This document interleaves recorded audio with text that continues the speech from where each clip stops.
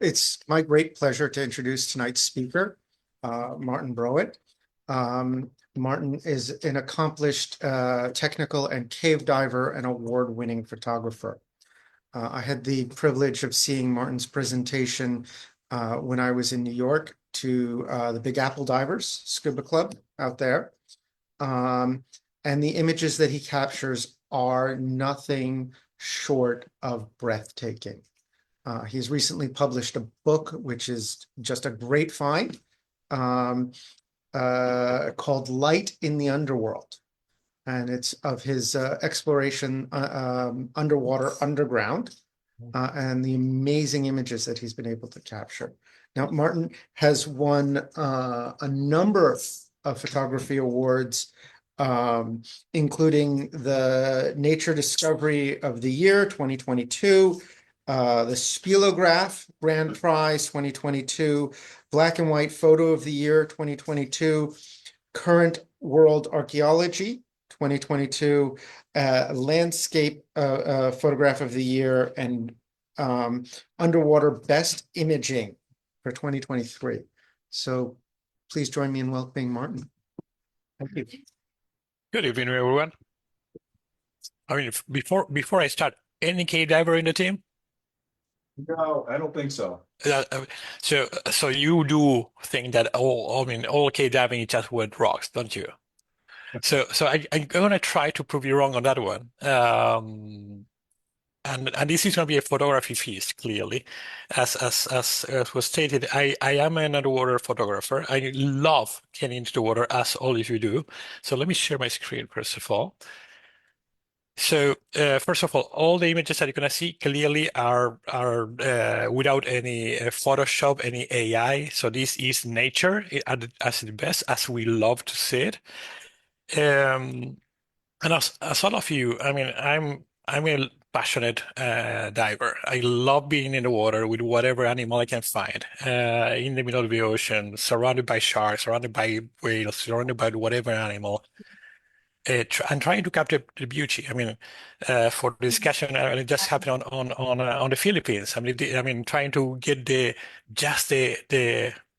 eye in focus of a pygmy seahorse that is less than an inch high, or trying to, I mean, be interacting with whales. I mean, humpback calf that is charging at you playfully with the pectoral fins, or mother and calf blue whales or sperm whales in Dominica. It's really about, for all of us, having these hardcore interactions with nature.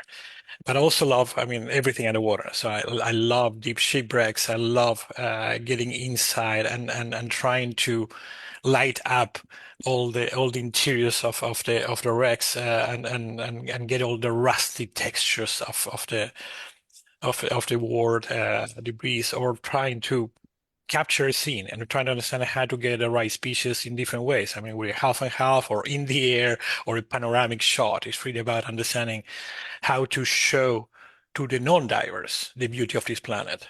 And I say that because I get to realize over time that we are privileged. We have to see things that very little people can see in the world. And I think we have a duty of figuring out how to communicate that beauty to the rest of the people. And that's the reason why I ended up publishing the book that was referenced before, The Light in the Underworld. That is an exploration of the underwater cave systems in the Yucatan Peninsula in Mexico.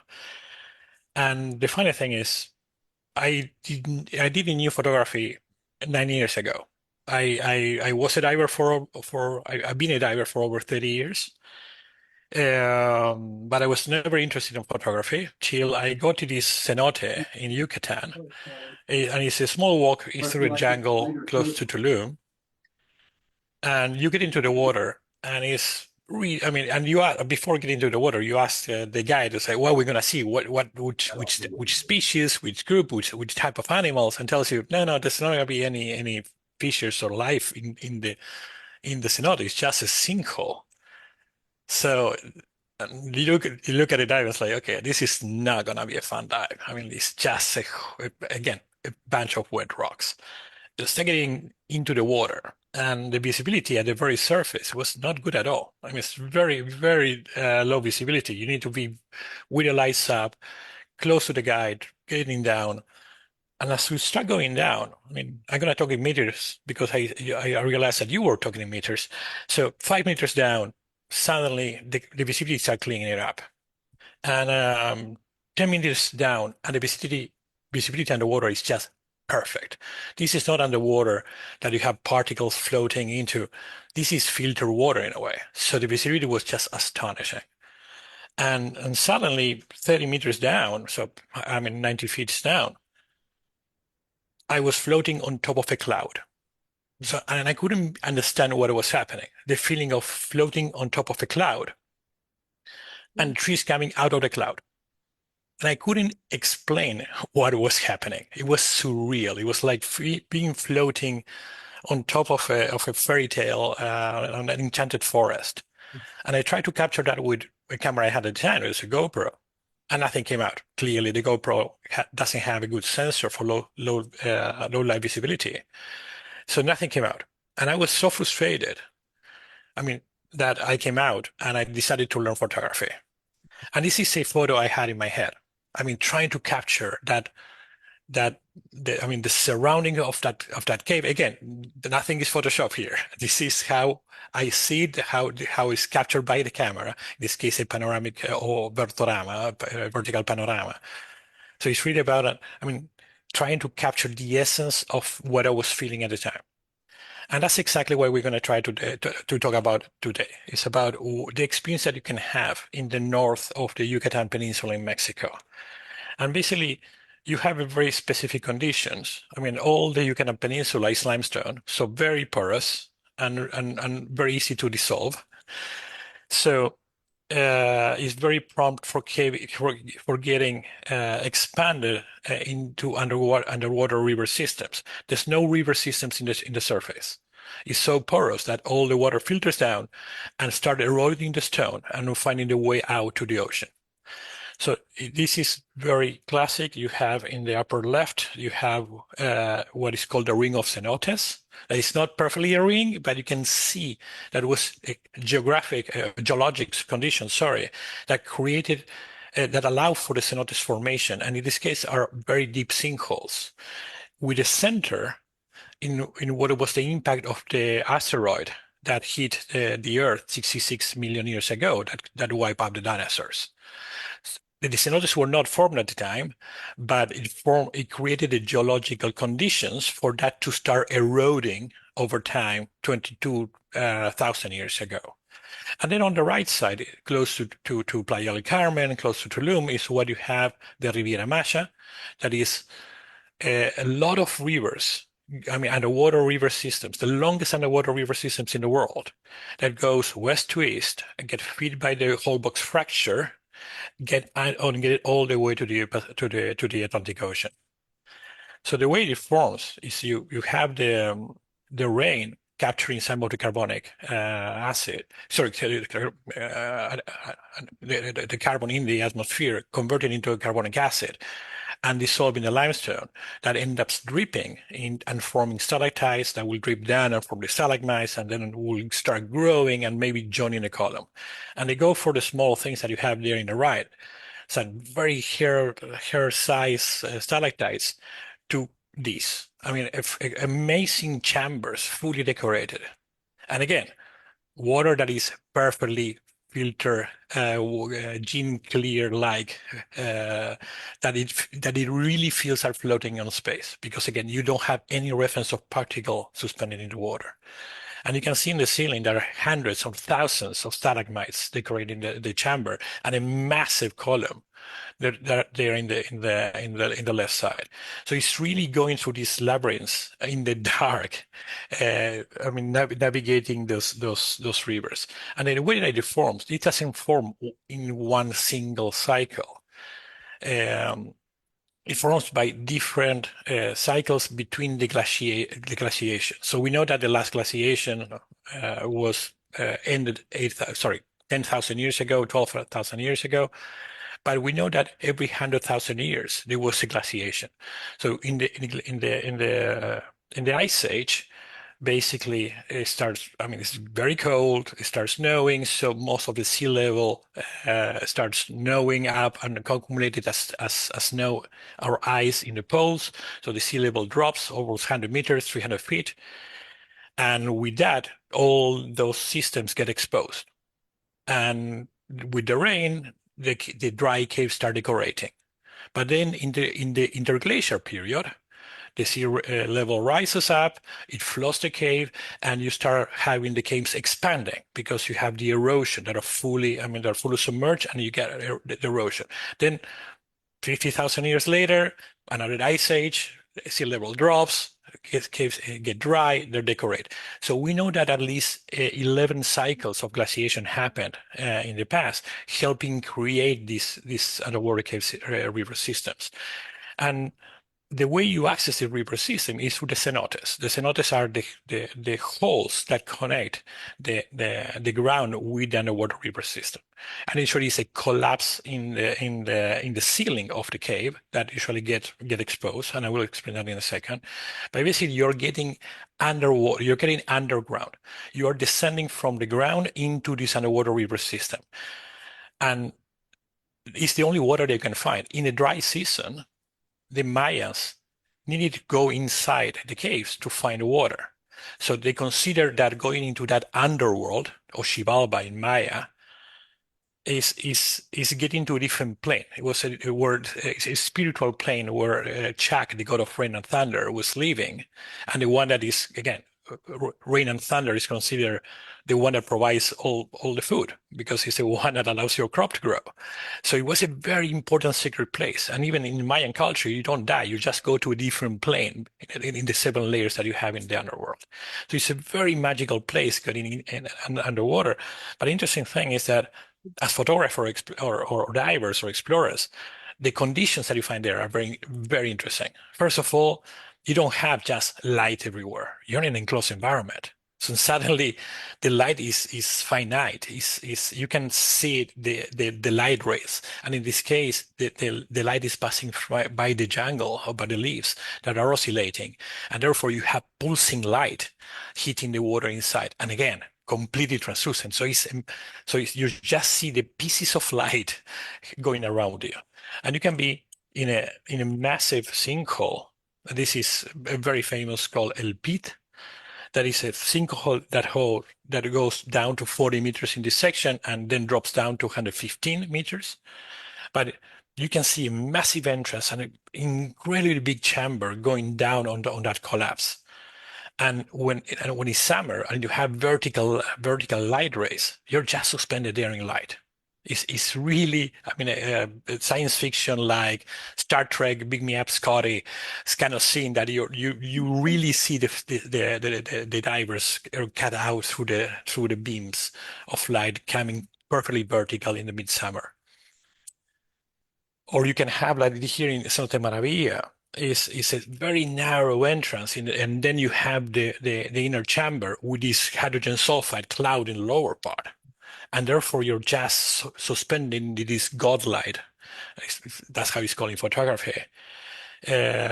Suspended there in light on top of a cloud. And it's surreal. I mean, you'll be there and trying to understand what is happening. How the hell you are just floating on top of a cloud that's supposed to be above you. But this is usually how exploration looks in Yucatan. You are in the middle of the jungle. If you go diving there as a recreational diver, you will go to the very well prepared touristic cenotes with a very nice ladder in the jungle. So in a prepared area in the jungle. But otherwise, you're just going to be driving your car and walking through the jungle and finding a dirty pond to get in. And that maybe opens from a dirty, tiny pond into a majestic system that may be the biggest underwater cave system that goes for kilometers or hundreds of kilometers underwater. And because you're in the middle of the jungle, one of the characteristics that we have is that when it rains, the rain also washes out the tannin of the trunks and wash it into the cenote. And the tannin creates a color, a layer of color on the surface of the water. So something that will be naturally white or bluish as the water, then suddenly becomes green. And therefore, the sun that is going through that upper layer of tannin or tannic acid, it will tint everything in that greenish color. And then suddenly you are in that neon green suspended in very alien-like formations that start looking like being in a different planet. And when you're exploring that with a scooter at speed through this maze of labyrinthine tunnels in this color with all the textures of the rock and some bacteria there in the lower part, it really feels that you're exploring an exoplanet. It's the closest that you will experience to being in a different world. It's just fascinating. And the tannic acid, it changes color depending on the density. So when it's a good accumulation, you're gonna have that greenish color. If it's maybe been raining for 4 days in a row in a hard way, you may get enough intensity to get that yellowish. But in this case, I was lucky enough of being in Yucatan through two different hurricanes in a gap of 2 weeks, and suddenly the amount of accumulation that you have, rain and tan in the acid, makes this super intense red, and it will change through the seasons. Because in winter with a low temperature, that the accumulation is going to be lower. In summer, with the heat, it's easier to find lagoons, maybe that are slightly trapped, where you have very intense color of tannic acid. That maybe when you start getting out, it doesn't look appealing, but then when you look up and see the sun going through, you get this amazing punch of color into the water. And it's amazing when you're navigating at speed again, scootering in through the maze, and you get these light entrances that may be because the different height and different densities, different colors, projecting beams of light in the maze, and you're just navigating through that. I tell you, it's just surreal. But it's also a fantastic backdrop for the animals that you have close to the ocean, and where the swell will bring the seawater, you're going to have a lot of different animals. In this case, the blue crab, again highlighted by the tannic acid and the mangrove jungle in close to the sea, and surrounded by the darkness of the cave. But you can find close to the sea, tarpoons, manatees, a lot of different species that are really coming and they get protected inside the cave. If you go deeper, where the light is not reaching, at that point, you're going to have a completely different ecosystem of specialized creatures that are all blind because, again, it's full dark. They don't have any color because they don't need to have color to attract mates because color, you cannot perceive the color.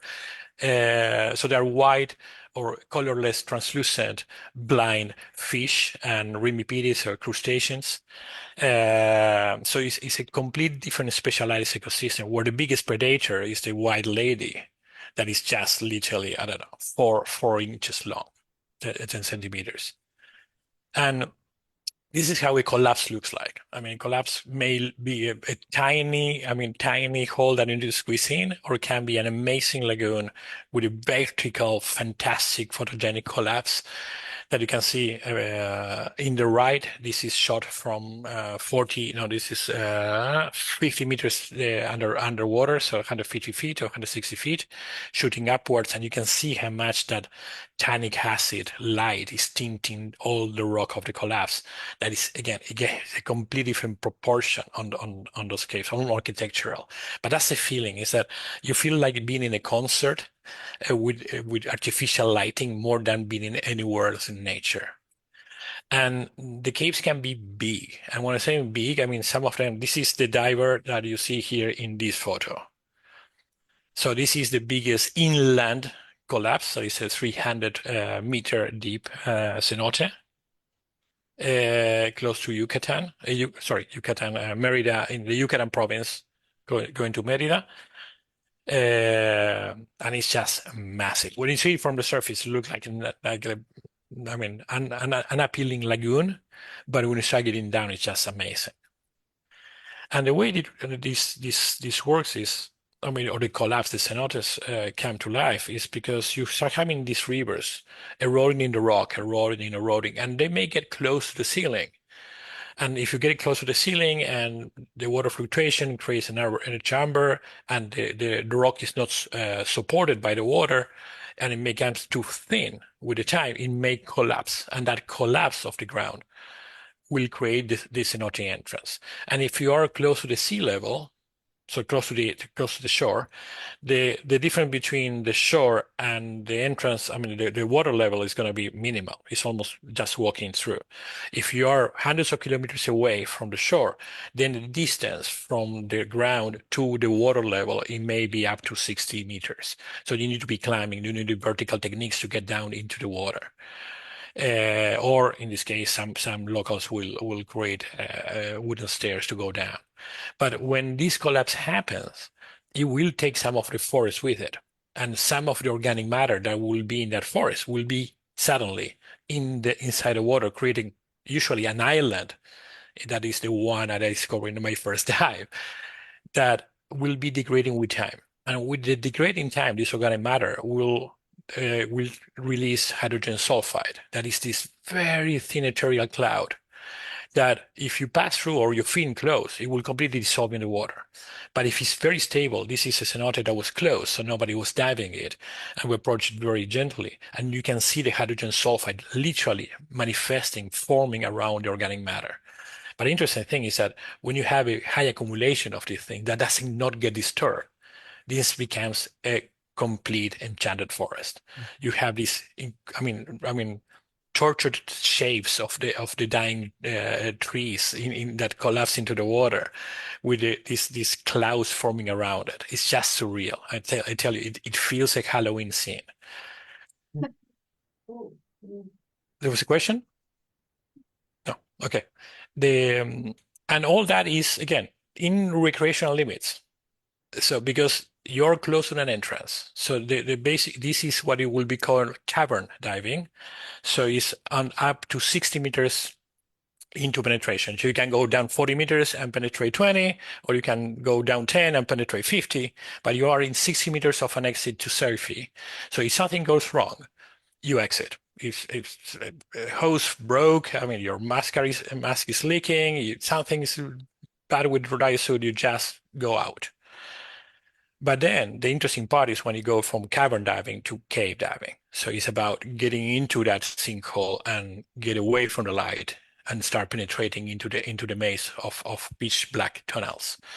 And clearly you do that in a very safe way. So you're gonna always leave a line. So if you're exploring a new cave, you take exploration lines that you start tying from the exit all the way in, and everywhere you're going inside. So if something happens, you can follow the line with your fingers to all the way to exit.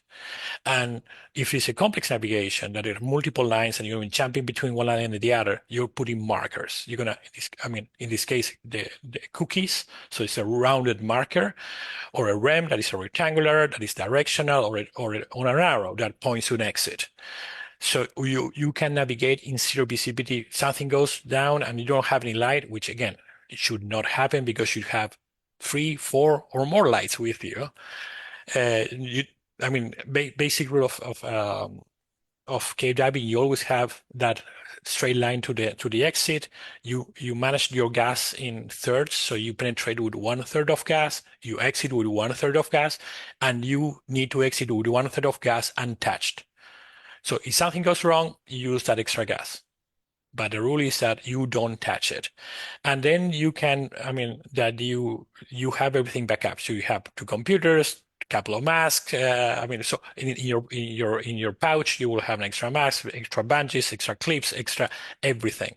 Something goes wrong, you have the rest of your life to solve it. To solve the problem. That means that you need to be able to solve it by yourself, because you cannot trust that you may separate with your body or your team. So you need to be able to solve whatever problem by yourself and be able to exit. And that's why you all have the navigation and be able to have a way to. And clearly that means that, yeah, the only limitation is it takes training. Clearly, one thing that they will tell you in the training is that if something can go wrong, it will go wrong.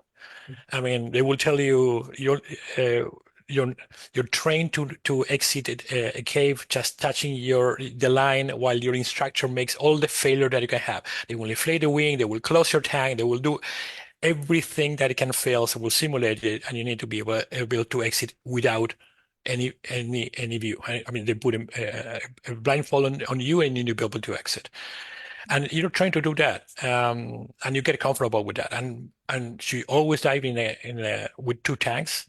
Ideally, you don't do back mount, but you do side mount configuration because you can squeeze in different locations. But it most likely than not, you're going to be diving with 2, 3, 4, or more tanks, and you're going to stage them into the cave. You're going to be driving with scooters, all of them independent systems, so you can switch around it, and you will be recalculating gas through it. But this is what happens inside. You get rewarded with amazing scenery. I mean, complete virgin formations. I mean, it's a labyrinth of stalactites and stalagmites that is completely virgin. I mean, like perfectly preserved formations that you're just navigating through.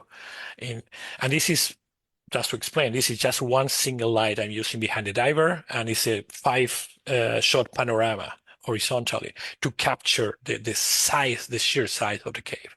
But you're driving, and you're literally going through this maze of tunnels that is not one single tunnel, because you have branches opening left and right.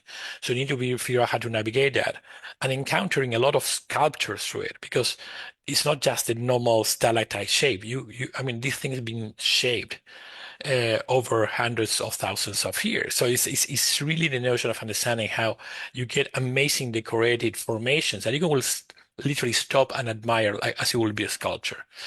And you're navigating in 3 dimensions. Not only the notion that you're floating, or you have a neutral buoyancy. It's the notion that the tunnels go left and right, up and down, and even split in different tunnels in multiple planes or dimensions. And it's really surreal.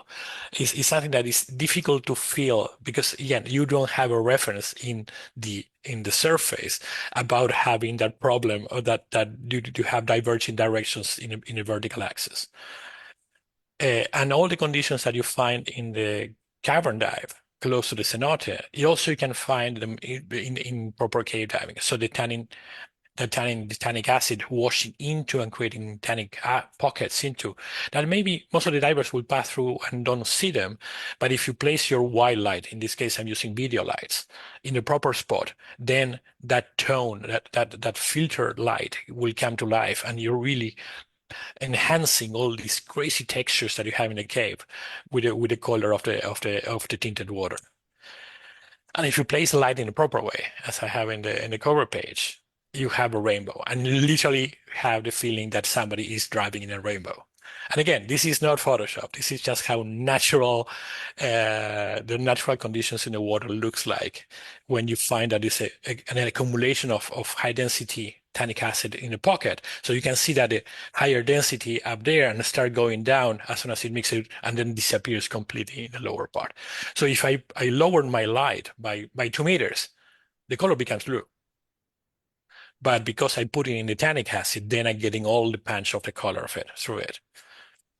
And then you have a lot of other crazy effects. I mean, the haloclines that you all experiment. I mean, that may be dividing that divides a freshwater layer with a saltwater layer. When you see it in open water, you don't see it, you feel it, because you change usually temperature. But in a cave, because it's undisturbed, the difference of the water layer and the salty layer, sorry, the freshwater layer and salty layer becomes perfectly defined. And it's like a sharp line, so a sharp plane. And you can see that the salty water has a density, a particle, and it feels like seawater. But the upper water, the freshwater one, it feels like translucent. It feels like air. So you're coming through for the salty layer, and then it can emerge into the freshwater layer, and becomes that you're in midair, and your brain start telling you that you should fall. You had a feeling like when you're going to sleep and you feel that you're dropping. That's the same feeling, and your brain is telling you should be dropping. because you're in air. You can't be here. And it's such a surreal feeling that you find yourself really playing along the cave, just with the notion of getting in and out of the interface of the halcline. But the overarching feeling is that you are in a different planet. Is that you are in an asteroid, in the void, in the darkness, exploring crazy textures that are not natural. It really feels that you're again doing space exploration. And this is, for example, in the Blue Abyss, just shot from 60 meters below, with a repeater, so no bubbles, shooting upwards, so you can get all the intensity of the in-cave sinkhole. So this is a sinkhole, but doesn't go all the way to the surface. But it's a cave that you're going in a normal tunnel, and suddenly the floor disappears into a sinkhole, going from 5 meters to 65 or 8 in this case. And the funny thing of that feeling of alien figures is that sometimes it's real, because these are not speleotherms like stalactites and stalagmites. These are biotherms. So these are the hell bells of Zapote, one of the cenotes, that are generated by bacteria. So they are not generated by deposition of calcium, but generated by bacteria eating or feeding on the hydrogen sulfide cloud in total darkness. And people are still studying. They don't understand why it forms in a bell shape. And honestly, it feels like the alien movie when it gets to the planet and you're walking through the eggs of an alien creature. It really feels unnatural. It's really crazy. And that feeling that is super strange as soon as you get into the cave diving is that it feels like traveling in time. You're feeling that everything is so prehistoric in a way. I mean, so ancient, so rugged.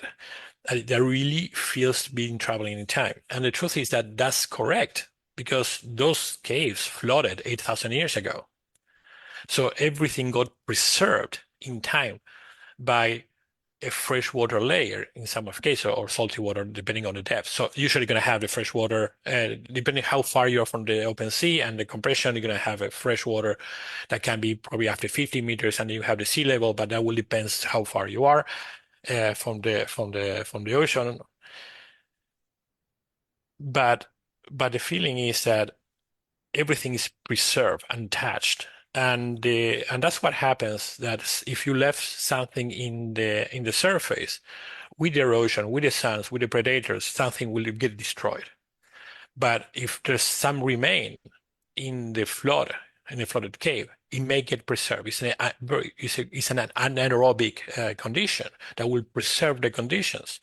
So it's very normal that you start finding relics. I mean, archaeological material from, in this case, Chiclero's base close to a cenote entrance that basically they were using to capture water, or have seals in this case that fall down and got moved by the slide current of the water slightly outside of the cenote. So it's at, I don't know, 100 meters from the cenote. Or in this case, on the right side, you see a deformed Mayan skull. So you can see that this is a royal figure, or was prepared for royalty, because it was a deformed Mayan skull. They put planks and bandages when they were kids to deform the skull of the kids to prepare it for a royal position. And you can see that the teeth are carved in the front. And that was most likely to be holding a jade decoration. Again, not everybody had access to that kind of jewelry. So, and you find those things in the caves, incredibly well preserved. And these are quite new, because again, the Mayans start, appearing 3,500, 4,000 years ago. So quite recent before that you had the Olmecs, but quite recent. But the interesting thing is that you're in this cave that again flooded 8,000 years ago, and start seeing the floor destroyed. You start finding kinds in the intersection of the tunnel. And you know that this was not a diver. So this is American, ancestors, Paleo-Americans that got into the cave before 8,000 years ago. And you can see those constructions that they used to navigate the caves. Or in the right side, you see that they were literally digging to extract red ochre. That we don't know if they use it for as a repellent, or they use it for treating leather, or it was decoration, a ritual.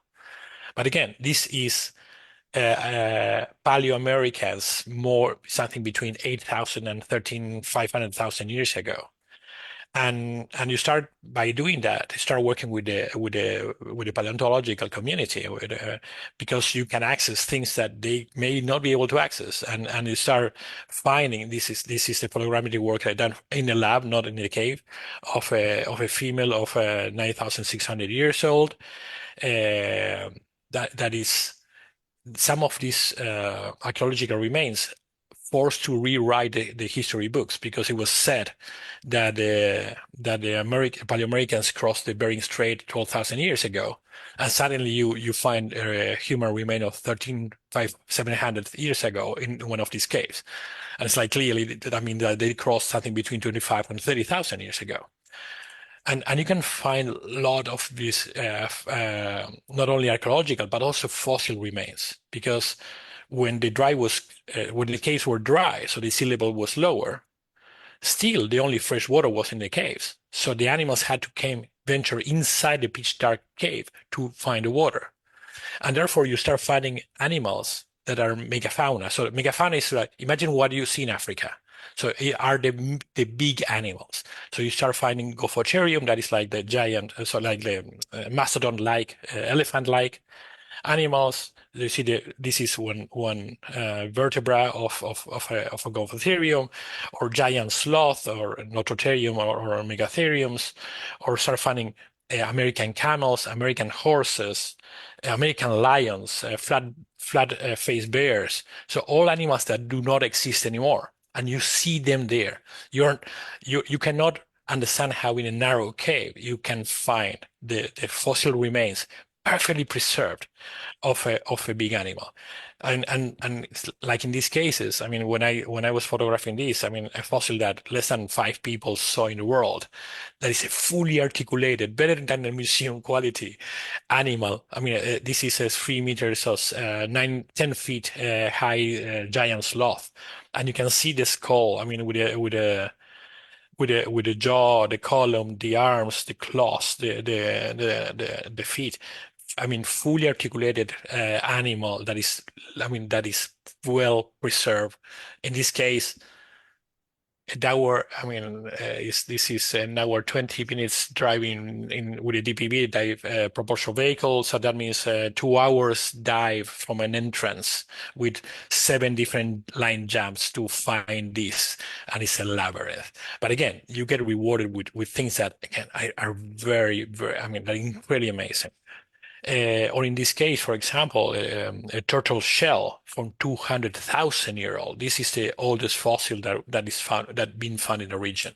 And the funny thing is, you can know where the animals got it, because if they were land animals that got preserved in the cave, that means that they got in the cave when the cave was dry.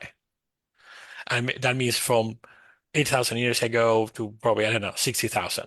But if it's a sea turtle, clearly, or a manatee, because we also found manatee fossils, that means that it got into in the cave when the cave was flooded, and that means 100,000 years ago or 200,000 years ago. So you start finding those different temporal horizons when you find it when you see me on the cave. But then you start seeing a very different reality. That is the notion that you will wonder why those animals do not exist anymore, because we don't see them in the ground. The only one of the very few species of megafauna that is still in Americas is the bison. But the camels, the American horses, the American lions, the saber-toothed tigers, the giant sloth, they all got extinct. And you start finding in the caves the manifestation of that extinction, that is the interaction with humans. When these animals, by the way, they did not exist, they did not got extinct by the glaciation, by the ice age, because all these animals were existing there 3 glaciations back. So we know for a fact that they survived many glaciations. But when the Paleoamericans came to the region with domesticated fire and projectiles, and social organization, as you can see on the mineral extraction, they push those animals to extinction. And you can see very clear marks of this is a giant sloth that is meters away from cooking holes full of bones.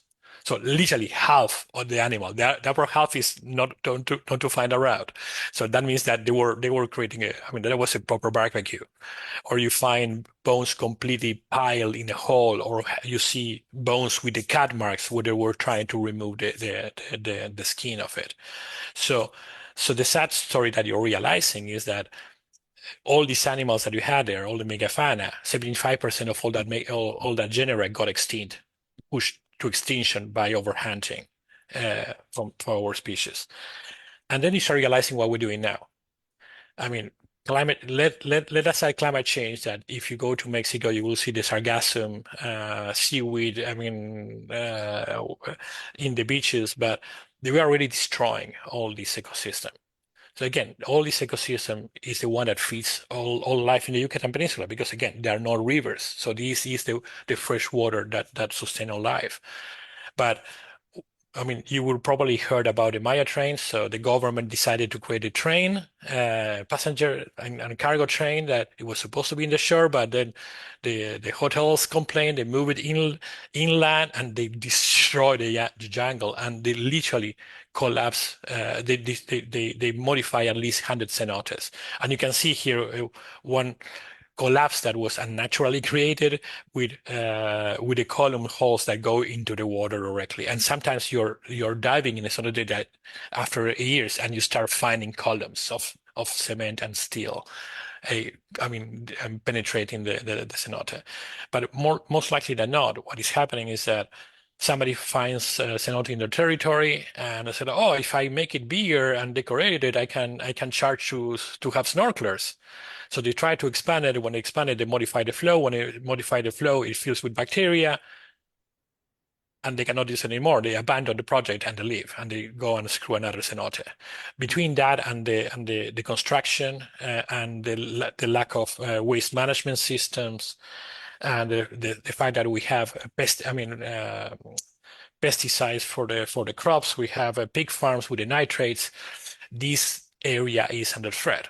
And this is why I created the book. It was about trying to bring awareness of a fantastic ecosystem that not even the people that own the land on top of the cenotes know that this exists. And the photos that you've seen before were photos of divers or stalactites, not trying to show the beauty of the place. So that's why the book, The Light on the Underworld, is really trying to figure out how to bring awareness to the government, to the tourist associations, to the landowners, and help the conservation agents to show why we need to be protecting this. But a couple of big lessons learned on this, on my experience, is, first of all, the conditions are completely different. If you bring the mindset of shooting photography in the open sea, nothing will come out in a cave. You cannot just put the strobes and shut it up if everything's gonna look like completely flat. So you need to start placing the lights and playing. But that's why the fail to learn mentality is about exploring, experimenting. Be sure that you dedicate enough time to learn the techniques, to do it in a safety way, and start playing and really push your limit in a gradual way. The other thing is really about how to take this in a consistent way. The interesting thing is that I already photographed more than 300 different cenotes in Yucatan, and I'm not close to exhaust them. By the way, when I got to 70, my friend and a very amazing cave explorer and guide in the area told me he didn't know more. We already dove and explored some of them, more than 300, and probably there are more than 8,000 in the area, but have not been explored. But it's really about understanding how you take that in a increasing complexity way. And again, knowing that you can find incredibly deep dives. You can, I'm finalizing my mod 3 on repeaters in this moment here. So it means going up to 100 meter, 350, 330 feet. And I'm doing that in a cave because I consider that is safer than doing that in an open sea for the training. But it's really about understanding how to push that limit in a very gradual way. And as I was saying, my secret weapon to be able to do all these things, both to be able to explore and be able to iterate the photography, is my dive body. I dove 90% or 95% of all these cenotes with the same person. So we have more than 400 or 500 cave dives. And we can basically, you need to communicate in the darkness, because you're in pitch black environment with your torch until you put a video light or a very strong source.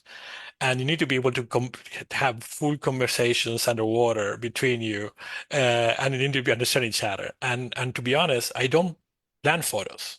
I go exploring new cenote with 1/3 of the gas. I leave the cenote with 1/3 of the gas taking the photos, and I still exit with 1/3 of the gas. That means that for the photos, placing the lights, telling my dive where to position, the direction to point out, to put the second light. I have a light behind him here supporting in a formation. I have a second light pointing sideways here. I have him. Getting there, taking 20 photos, and exiting is less than 5 minutes, and then you keep on going out. And a dive here may last. The normal cave dive with 2 tanks probably is something between 1 hour and 40 and 2 hours and a half. But it's when you're with 4 tanks, and this is quite shallow.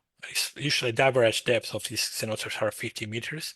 You can push a limit. I've been 5 hours with 4 tanks, with open circuit, not even rebreather in this case. And again, you can really spend a lot of time, but getting to know a place, getting to know it with your body in a consistent way helps a lot. And the last one I will tell you is really about understanding, finding that purpose, understanding that when you're enjoying a place and you're enjoying a species or exploring something and you realize how it's degrading, take your camera, take the shot, and help the conservation groups, help the scientists that are protecting that are studying that group, and figure out how to create an impact. And I will say that because there's this phrase from a Senegalese farmer many years ago that is, we will only protect what we love and we only protect what we know. So I completely I state that we have a responsibility as divers and divers and photographers to show the rest of the world that what we can see that everybody else cannot. Because we need to be the ones bringing that conscious to the rest of the world of how fascinating is the natural world. So I'm gonna end up with that. So this is the reason why I created that book, Light in the Underworld. But I literally invite you to go explore the cenotes. You're gonna just getting inside the cavern zone and getting the light treatments is gonna be fascinating enough for you to have a fantastic experience. Thank you.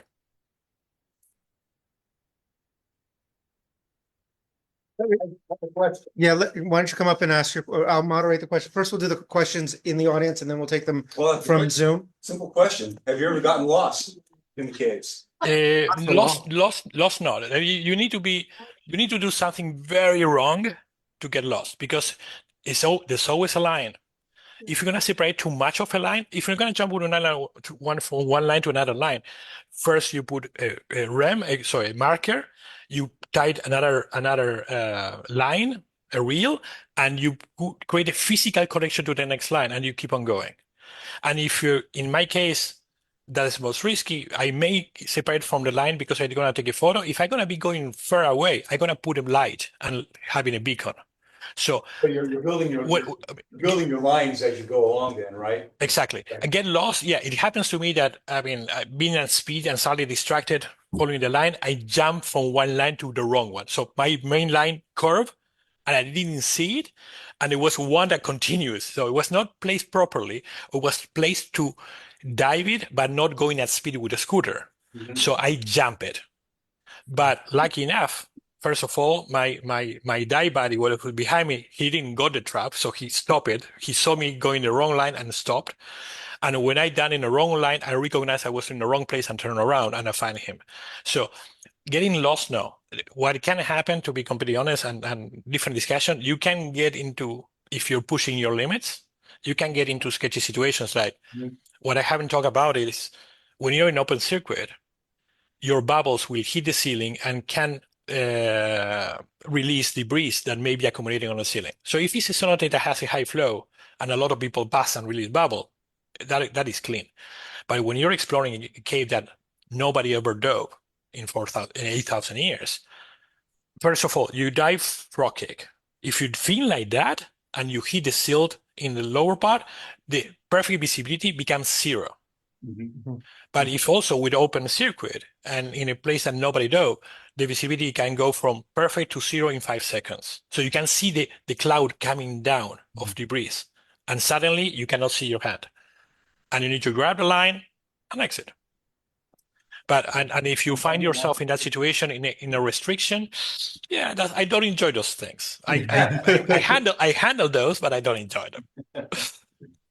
Other questions from Brian? I have a question. Yeah, let's do the room first and then we'll go to the Zoom. Okay. Martin, I want to say I am so impressed with your work and what you've done. And I've got to ask, this is quite the pursuit over 9 years. Do you have a background in something related to this, or I mean, that's a lot to have accomplished in 9 years. So Hobby or full time, but So I have a full-time job. I'm an industrial designer and innovator. You have products in your house that I designed that you don't know it. If you use a Scotch tape dispenser, I designed that. You may be using a wind turbine I designed, a computer. You may be using a dishwasher I designed. You may be using hopefully not a dialysis equipment, a reusable Gatorade vessel, a soda stream machine. You using a product I designed. But that's my job. So I do this for passion. I start diving and I start finding that I think that what is driving me now, I mean, I've been diving for, again, 30 years, starting in Argentina and Patagonia. And suddenly I found that I find myself enjoying the discovery of nature like a kid. That thing of finding a species that you've never seen, or seeing a macro creature with your 100mm macro lens and discover the details that you haven't seen before. I'm finding myself that I'm loving that discovery. So no, I was not. I mean, the design background clearly helped me progress into photography faster. But again, I started photography 9 years ago. I became proficient 6 years ago. But it's just, I mean, honestly, probably it's because I'm enjoying it a lot. Let's say it that way. do you live in the area in on the Yucatan? No. I'm when he saw me presenting on the Big Apple Divers, I'm a New Yorker now. So I'm in Midtown Manhattan. Okay. Very quiet place called Times Square. Thank you. Thank you. So that's why I enjoy the caves, because the contrast between the silence. Anyone else? Any questions? All right, let's go to Zoom. Yeah, fantastic production, just absolutely fantastic.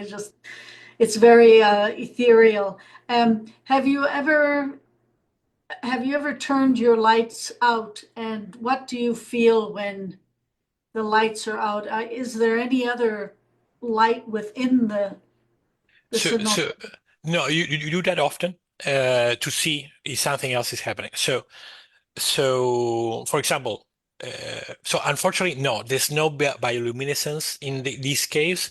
In some Yeah. other caves in another part of the world, you have some specific bacteria on the air, not in the water, that are bioluminescence, not in Yes. Yucatan and not in the water. But the feeling is that if you do yoga or mindfulness, oh, that's the feeling. It's amazing. It's like you're floating perfectly, no sound, no light. I mean, some people may freak out. Some other people will enjoy like hell. It's the most relaxing feeling that you can have. It's fantastic. But then, for example, if you're diving, I mean, so it's maybe you always go. You usually go with a body maximum 3, because more than that can cause problems in a restriction. But if you want to see if somebody's behind, you just cover your light and see if there's any glow from the light behind. So you use a lot of hiding everything, or sometimes I just close my eye and follow the line and just enjoy the notion of navigating with almost no flow in the darkest environment. And I have another question. So at 350 feet, aren't you having a little bit of nitrogen narcosis down there, the Wawas? No, no, And that will be trimix. No, no, I got narcotic at 40 meters. I get so 120 feet. I'm narcotic. It's really bad. It's honestly really bad.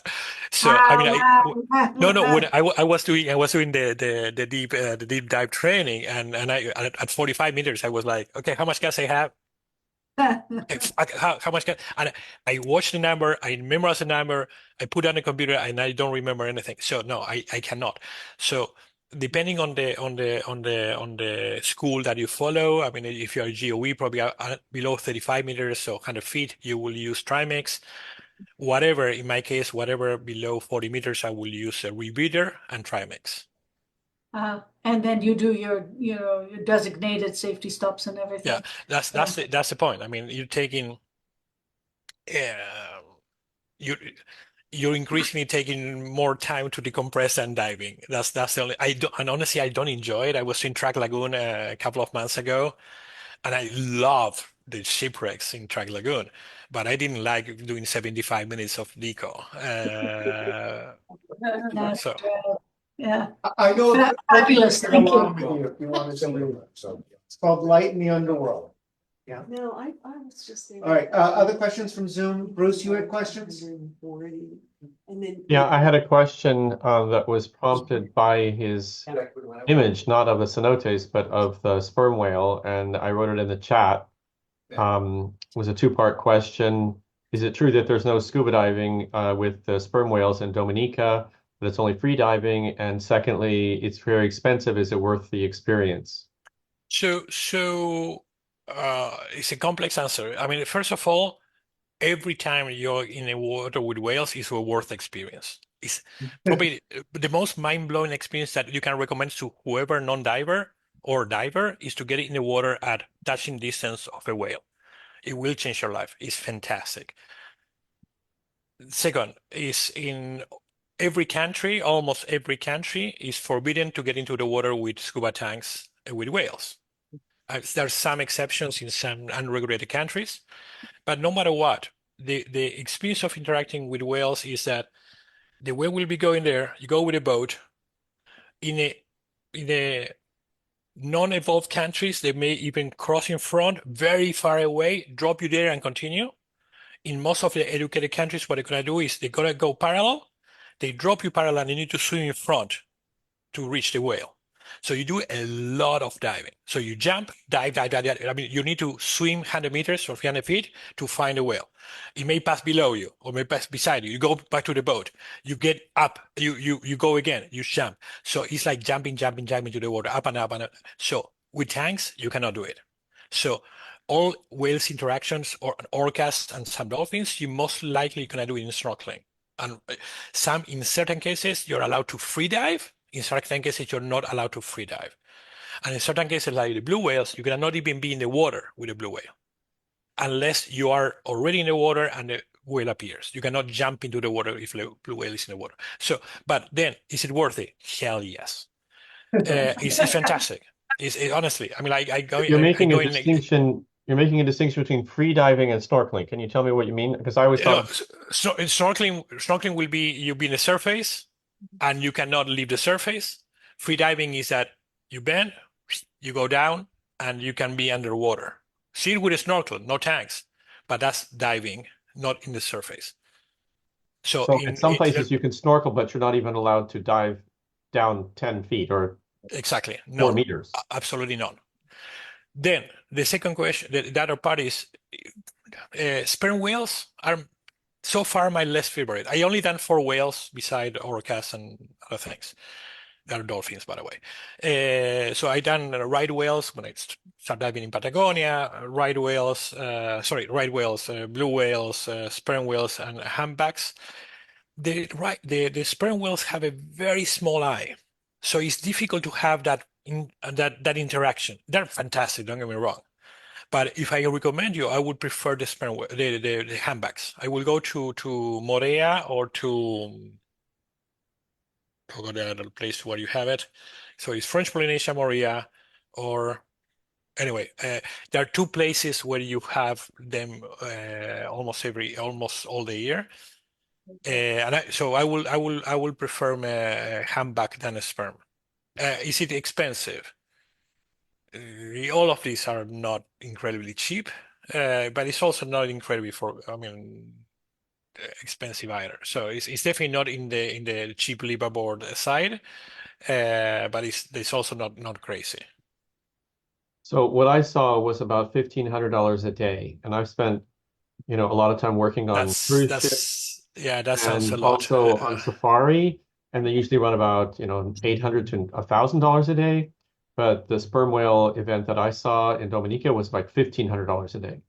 Well, No, just to interject, the club did a Dominica humpback whale trip in January, and it was $4,500 for a week.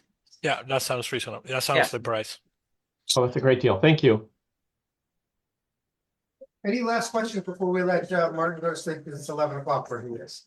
Thank you so much. For sure. Phenomenal pictures. Phenomenal. Thank you. Fabulous. Martin, Thank you. Yes. My pleasure. No. And if Bravo. you're going diving there and you have any question, feel free to reach out. Okay, Thank Martin. Bravo. Enjoy safe divings. Thank you. Thank you. Ciao. See you guys next month. And before people leave, we have California diving news. Everybody can take one home or two or three. We have the Expo Scuba show.